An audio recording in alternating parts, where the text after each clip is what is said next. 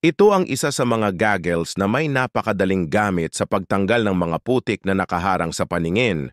At ito ay nakadesenyo talaga para sa mga off-road race at mayroon itong film layer na kung madumi na ang ibabaw ay kusa mo lang itong hihilain upang mapalitan at muling luminaw ang paningin.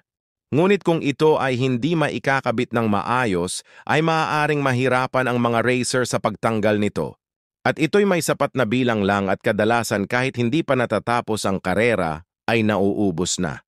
Kaya't upang ito ay masolusyonan, ay gumawa sila ng isang upgraded goggles na may mud wiping at napakadaling gamitin dahil sa ito ay hinihila na lang.